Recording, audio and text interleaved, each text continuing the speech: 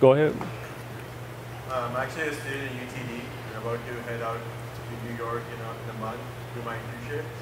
My question was, I have a month, exams are over, I have a month holiday in between my exams ending and internship starting. What are some of the best things you could recommend I could do to get ready for the internship?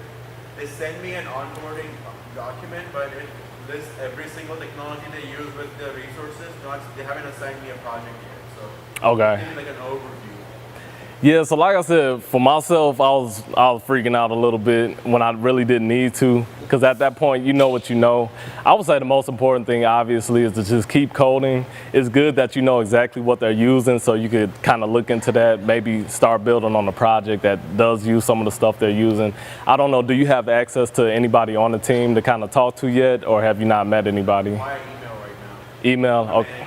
Okay. Well, I'll say, man, you'll be fine, man. Just continuing to code, continuing to learn, because they're going to bring you in and let you know what they want you to do, how they do things, and really get you up to speed. Good question. Yeah.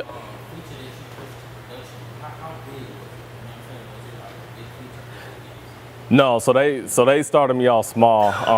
I don't know if you guys normally would give a huge feature to an intern. Okay, I wouldn't imagine they would. So no, it was small features. You know, things that mattered, things that were important. You know, my code matters, but no, it wasn't anything crazy. Yeah, Shay. Tell me now, what was your first PR?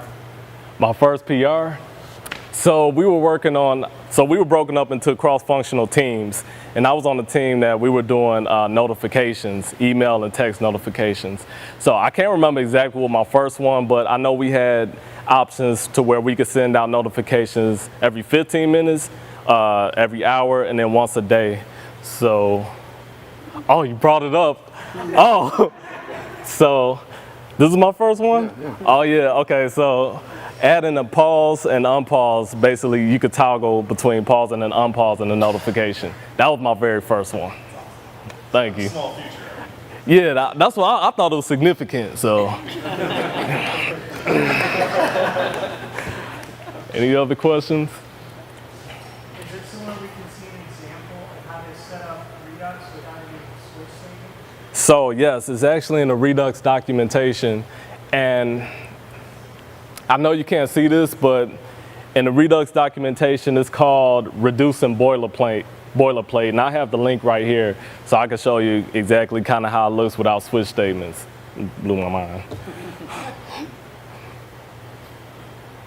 Anybody else? Yes, Shay? Is there anything about being an intern there that just kind of completely took you by surprise, anything you weren't expecting at all, or something that just gave you Man, I'm like, I don't know how much I can say. With the internship itself, man, there's so many things. Like I said, specifically, just some of the different ways that things are set up. But I don't know what all I can say. It's just, people like to have fun. I'm gonna just leave it at that. So I was just kind of surprised by, you know, I ain't trying to get in trouble. I want to stay around, so I'll get with you afterwards. Any other questions? Yeah, but how long is your internship? I know normally it's 90 days or so. Yeah, so I started March 5th, and I'll be finished July 31st. And so July, I will be actively seeking full-time employment. So if you know of anyone that's looking for a front-end developer, I've been working a lot in React and Redux, but if it's a different stack, I'll pick that up as well. So that'll be coming up soon. So I would love to talk to you afterwards, if that's the case. Anyone else? And I've got references, boom. Thank you again, I appreciate it. You can find me at Mighty Joe W online, and there's my LinkedIn. Thank you again, you've been great.